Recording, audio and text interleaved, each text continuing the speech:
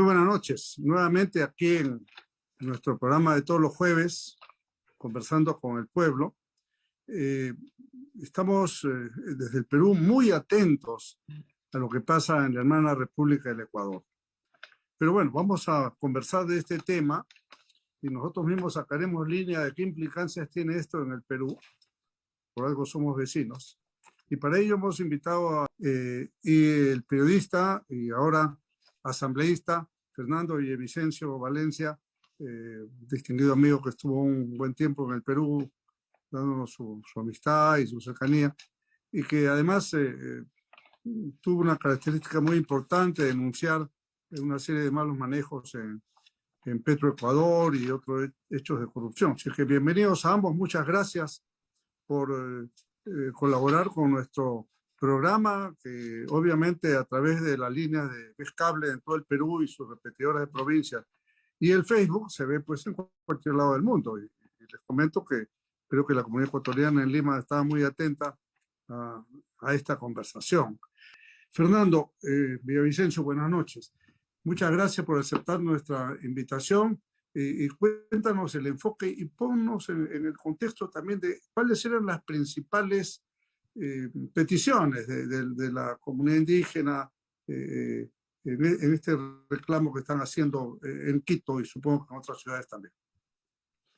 Jorge, buenas noches. Primero creo que es importante repasar algunas líneas del cortísimo tiempo en el que estuve, bueno, tampoco corto, casi 10 meses en Lima, con asilo político, justamente enfrentando la persecución del gobierno de Rafael Correa por mis delitos. Mis delitos eran escribir. Era unos un libros. Sus delitos eran claro, unos libros. Y he sido uno de los pocos periodistas de este país que ha facilitado los instrumentos documentales para llevar a juicio, y gracias a mi investigación Correa está sentenciado y prófugo ahora en Bélgica. Y quiero pues aprovechar este espacio para agradecer siempre al pueblo peruano, a la sociedad limeña y a ti en particular, esos momentos de solidaridad que pude vivir y con mi familia en este asilo en Lima, y también saludar a los ecuatorianos que nos miran y nos ven. Estamos a pocas horas, no de celebrar, porque nadie puede celebrar sobre las cenizas, sobre las lágrimas y sobre el dolor, un acuerdo muy doloroso que más allá de los términos y los adjetivos que se pueden utilizar de lado y lado del gobierno y del movimiento indígena, deja unas heridas profundamente marcadas.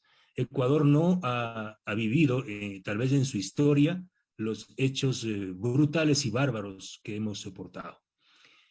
Y este no es un problema ideológico, reitero, que el Perú lo sepa y que América Latina lo sepa, porque este es un tema regional, muy peligroso. Lo que está viviendo el Ecuador es muy peligroso. Y es más peligroso en momentos en que Colombia acaba de ganar Gustavo Petro. Y también en momentos en que el Perú está gobernado por un presidente que tiene marcadas líneas de izquierda. Y yo no soy de derecha, que quede claro. Pero hay una izquierda que atenta contra la democracia. Y hay una izquierda que es capaz de aliarse con cualquiera para cumplir sus objetivos. Lo que acaba de vivir el Ecuador es dramático y es una alerta para América Latina. Voy a poner algunos elementos. Atrás de un legítimo paro rural, indígena y campesino, legítimo, por demás sentidas y postergadas, por décadas y tal vez por siglos. Defensa de tierras y territorios de los pueblos indígenas, que es absolutamente legítimo. La defensa del agua en contra de la minería a cielo abierto en algunas áreas protegidas, lo cual es legítimo. La reducción del precio de los combustibles, que puede ser legítimo, aunque contraproducente, pero si ellos lo buscan, lo pueden conseguir con una movilización. Exigir mayor atención en el sistema hospitalario, que ha heredado una enorme crisis producto de la pandemia. Los 10 puntos que levantó el movimiento indígena y campesino son absolutamente legítimos. Pero lo que está atrás de este levantamiento legítimo es la mano criminal de organizaciones terroristas, del narcotráfico y de delincuencia organizada, lideradas en gran medida justamente por el expresidente de la República, prófugo de la justicia, Rafael Correa Delgado. Y sobre esto hay suficientes documentos y reportes periodísticos, porque el mismo Rafael Correa se ha encargado de liderar a nivel internacional los guiones o el guión central de esta acción conspirativa. Entonces tenemos un paro legítimo, una agenda legítima del movimiento indígena que es muy potente en Ecuador, y atrás una estrategia plenamente deliberada de conspiración y de golpe de Estado. Y el principal actor de esta conspiración es el líder del movimiento indígena. No el movimiento indígena, el líder del movimiento indígena, que ya lo ha señalado Juan José, que es este ciudadano, Leonidas Issa, un confeso mariateísta. Su propuesta es la construcción de una sociedad comunista indigenista, más o menos al estilo de los polpotianos en Camboya, incluso mucho más radical que el mariateísmo en Perú. Ecuador acaba de vivir hechos como estos. No sé si en Perú nos pueden decir que esto es una movilización. Primero, contaminaron los tanques de reserva de agua potable, con hidrocarburos, en una de las principales ciudades del centro del país, en Ambato. Esta no es una acción de movilización y de resistencia. Tomaron las antenas de transmisión de radio, televisión y de comunicaciones de las Fuerzas Armadas en el centro del país y dejaron sin señal a medio país. Tomaron instalaciones eléctricas y amenazaron con apagar el sistema eléctrico a medio Ecuador. Paralizaron casi el 100% de la industria petrolera, con tomas violentas en los campos petrolíferos, considerando que el petróleo es uno de los principales rubros de la economía ecuatoriana. Quito fue literalmente sitiada. Grupos armados de guerrilla urbana, con fusiles en los barrios populares, pistolas, carabinas, incendiando cuarteles de la policía que acá se llaman UPCs. En la ciudad amazónica del Puyo, quemaron todo un cuartel, se robaron las armas, y hemos visto a campesinos e indígenas armados, decenas, con escopetas, interviniendo en esta medida de hecho. Asaltaron la Fiscalía General del Estado. ¿Cuál era el objetivo de la movilización? ¿Acaso se justifica reclamar o exigir que se respeten los territorios indígenas y el agua, asaltando la Fiscalía General del Estado, intentando quemarla y robándose expedientes judiciales?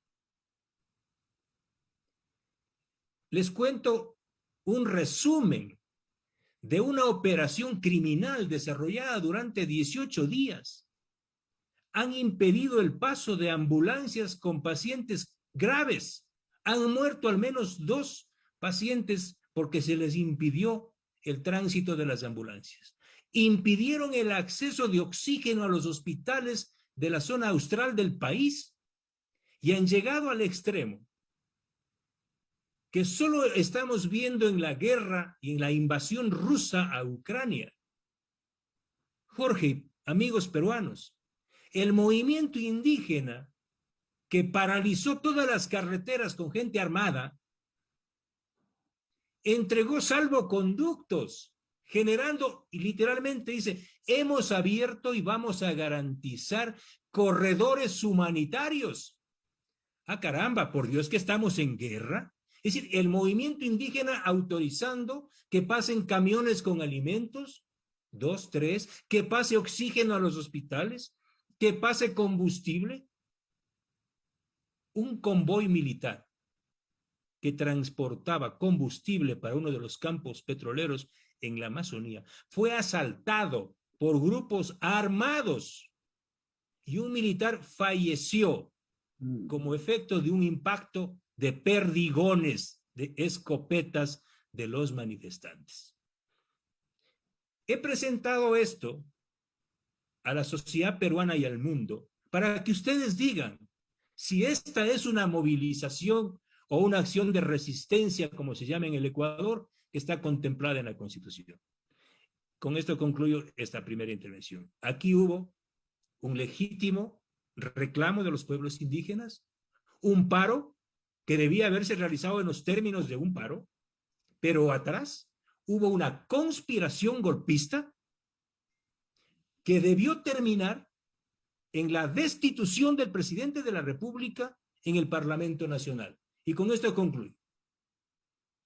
Yo soy parlamentario y presidente de la Comisión de Fiscalización. No soy del gobierno de Lazo, pero peleo las causas justas y nobles.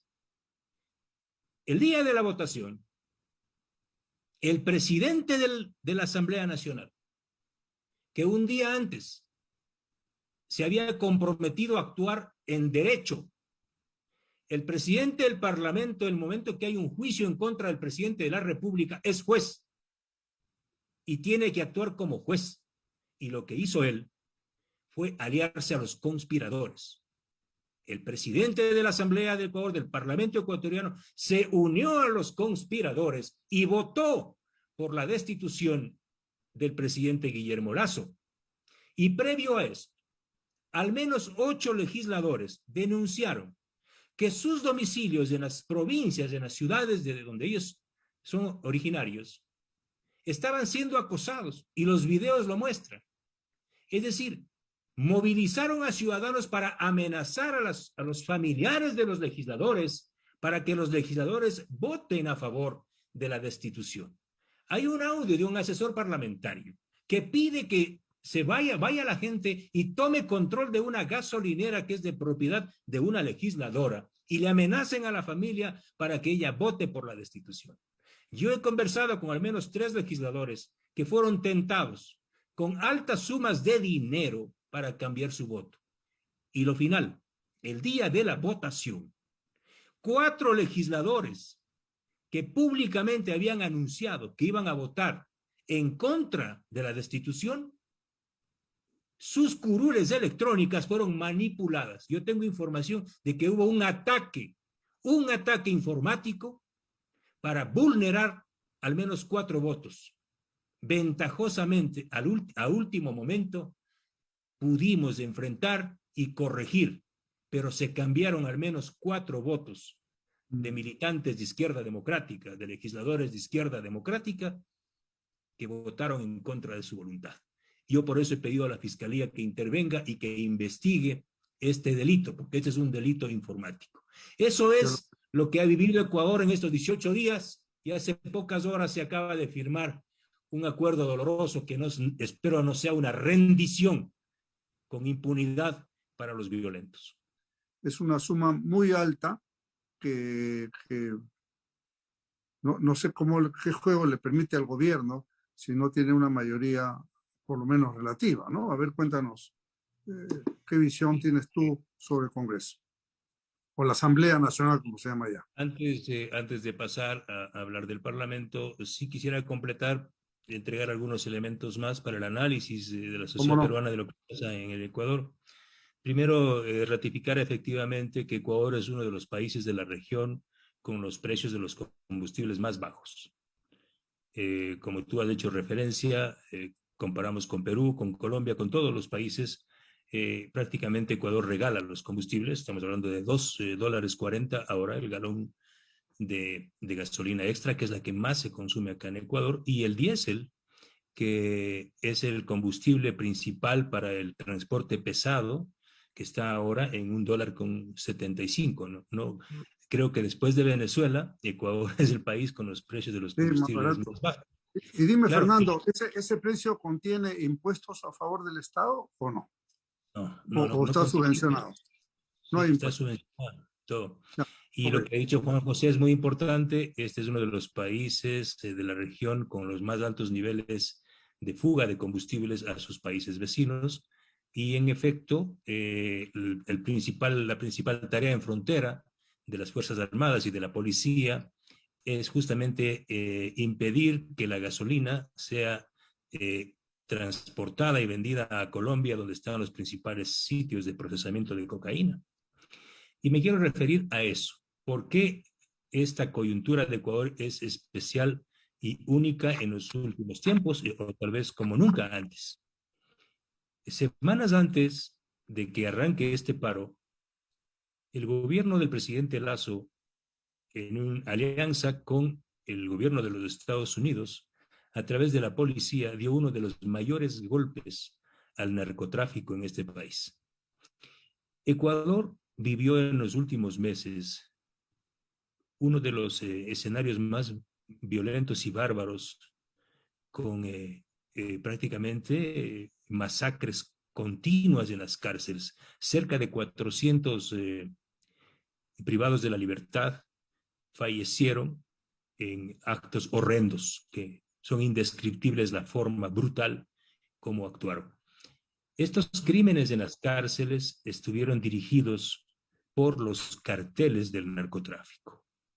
Es decir, esta conspiración en contra del Estado, que hoy se presentó con un paro, con acciones terroristas, tuvo una antesala que era una carnicería en las cárceles. Cerca de 400 asesinados en guerras intestinas, principalmente entre dos carteles: el cartel de Sinaloa y el cartel Jalisco Nueva Generación, que son los que controlan las cárceles del país.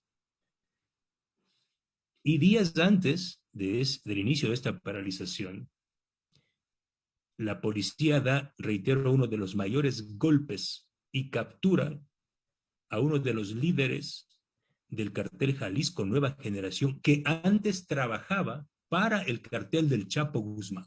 Este señor, y eso tiene que ver mucho en Perú, es un ciudadano que se llama Leandro Norero Tigua, que fue capturado en Perú y luego salió en libertad, entiendo que así es, y fue buscado, y él alteró su certificado creó un certificado de defunción. Entiendo que su padre falleció víctima del coronavirus y él alteró ese certificado y se dio por muerto. Por eso es que en Perú se suspendieron todas las acciones de lucha y de búsqueda de este narco. ¿Cómo Pero apellido? este narco, Repíteme el nombre. Leandro Norero Tigua. Leandro Norero Tigua. Norero Tigua. Ya. Leandro Él Norero, es ecuatoriano. él es ecuatoriano. Ya. Por eso cuando lo apresan, aquí la noticia fue: apresaron al peruano muerto. Pero no, él estaba muy vivo aquí y liderando una de las principales estructuras que se llama el Jalisco Nueva Generación, pero que tiene a bandas criminales que se llaman acá los Tiguerones, los Lobos, Chole Killers, los Latin King y los Nietas. ¿Sí? 4 o 5 estructuras criminales que se disputan el control de las cárceles y los mercados de la droga y las rutas del narcotráfico aquí en Ecuador. Esto es muy interesante lo que voy a decir. Y lo sabe Juan José y lo sabe el gobierno. Lo sabe el gobierno del presidente Lazo. Capturan a Leandro Norero Tigua en una mansión en la ciudad de San Borondón, cerca de Guayaquil. En una mansión valorada en casi $3 millones. Pero esta mansión, meses antes, era de propiedad de un prófugo de la justicia acusado de corrupción hospitalaria durante el gobierno de Correa y Moreno. Este ciudadano se llama Javier Jordán Mendoza, que vive en los Estados Unidos y maneja fortunas incalculables y una red de empresas offshore de más de 20. Es decir, este capo de la delincuencia organizada le vende la mansión al capo del narcotráfico. Pero resulta que el 18 de abril, es decir, recién, yo publico una fotografía de la mansión del señor Javier Jordán Mendoza en Miami, en la piscina, y en esta piscina están dos prófugos de la justicia en la piscina. La foto es muy popular aquí en Ecuador, está en todos los medios. Javier Jordán Mendoza, Pablo Mendoza y el principal legislador del movimiento correísta, miembro del Consejo de Administración Legislativa, Ronnie Aliaga. Es decir, el principal legislador de Correa aparece bañándose en la piscina con capos de la delincuencia organizada vinculados estos señores al líder del cartel Jalisco Nueva Generación.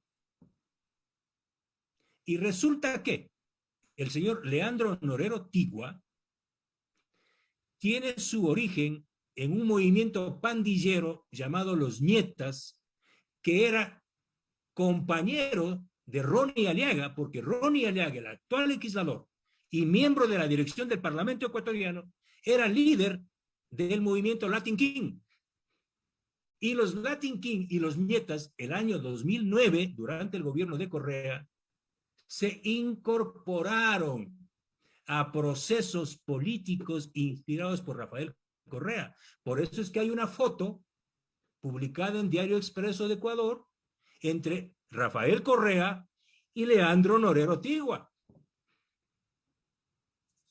Creo que con esto, y estoy haciendo un resumen, esto sintetiza la gravedad de la crisis política, judicial, ética y moral que está viviendo el Ecuador y puede explicar las razones que condujeron a este complot, a esta conspiración, a esta insurrección, porque eso es lo que hemos vivido en Ecuador, en contra del Estado ecuatoriano, porque no es en contra de un presidente de la República, es en contra del Estado, porque se ha vulnerado y se ha atropellado todo el Estado de Derecho en este país.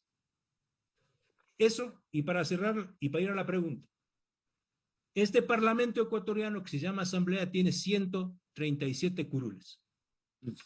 ¿Cómo está mapeado? La principal fuerza política es el correísmo y lo manejan casi como un soviet desde Bélgica. Lo maneja Rafael Correa, escriben los guiones, es decir, todos hablan un mismo discurso y lo controlan muy bien, y en eso sí hay que felicitarles, tienen una estructura casi bolchevique. Ellos son 46, entraron 47 y solo han perdido uno en un año. Se han mantenido así.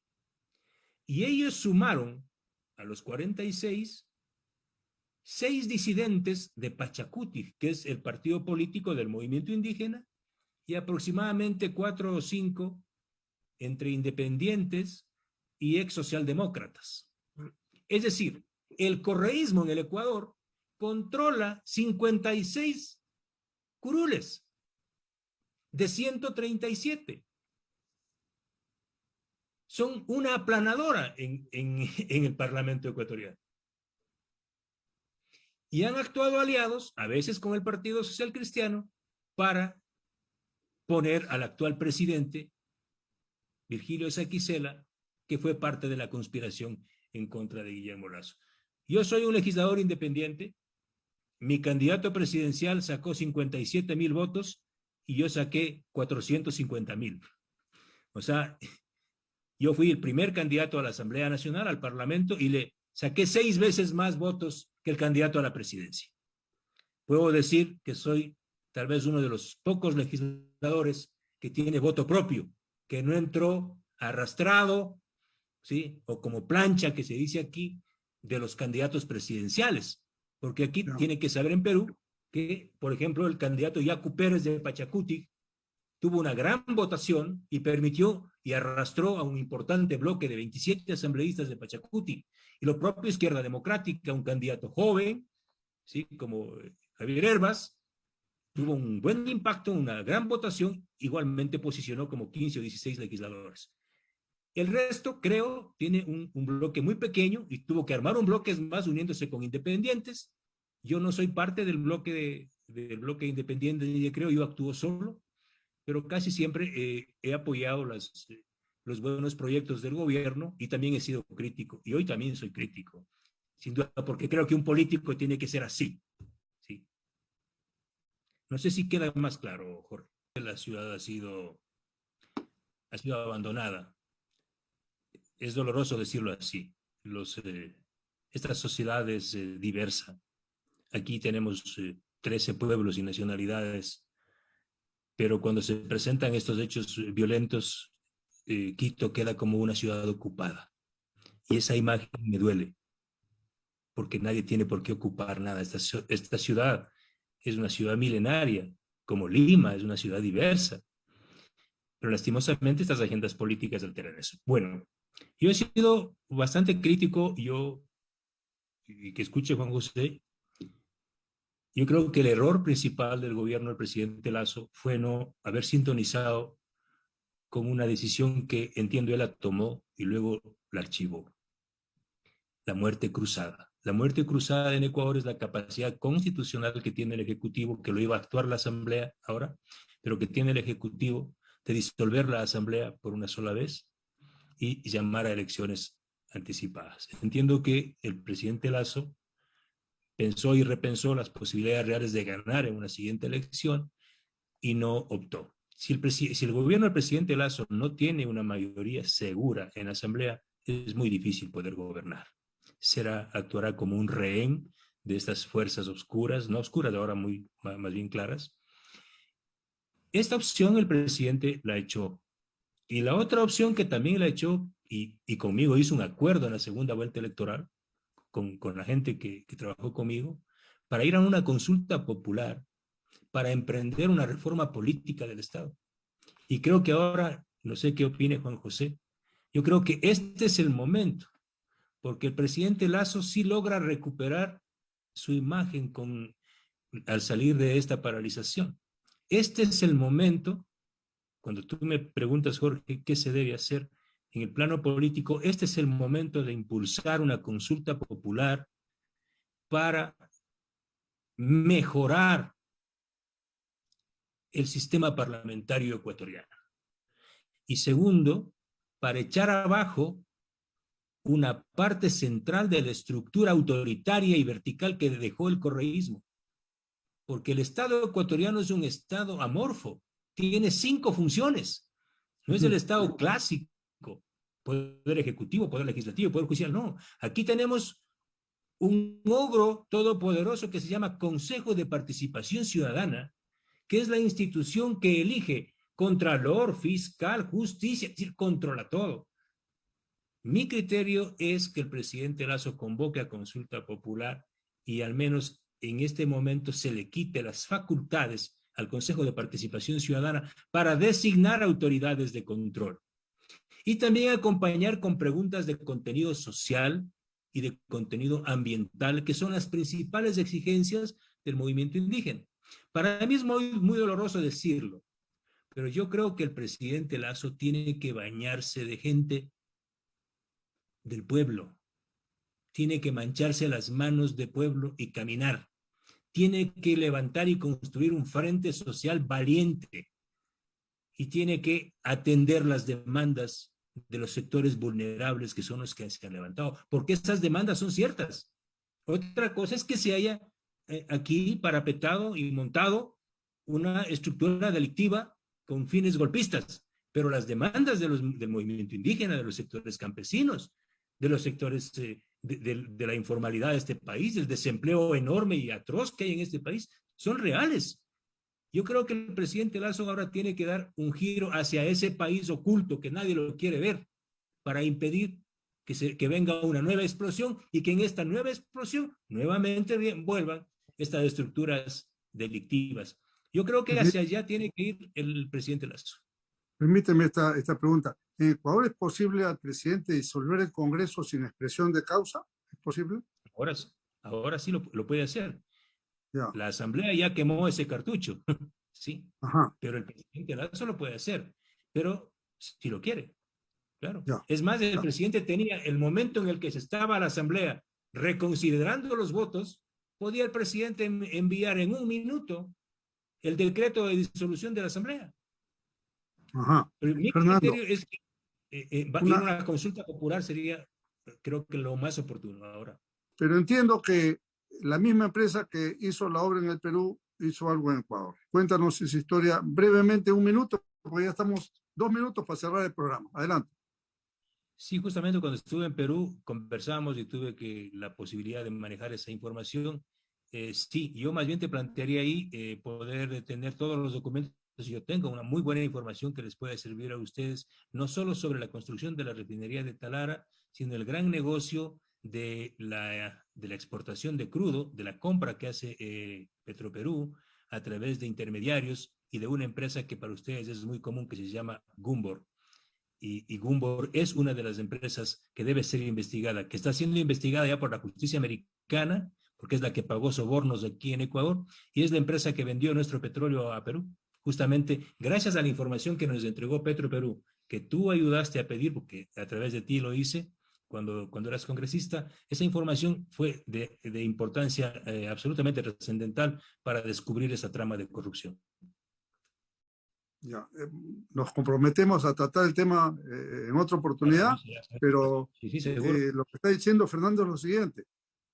Petroperú compra petróleo y en lugar de hacerlo gobierno a gobierno, que podría ser, tiene unos intermediarios raros ahí, ¿no? Que cobran suculentas comisiones. Esa es la figura, ¿no es cierto? Exacto. Así es. En lugar de que Petroecuador le venda directamente a Petroperú, lo hace a través de intermediarios como Gumbor.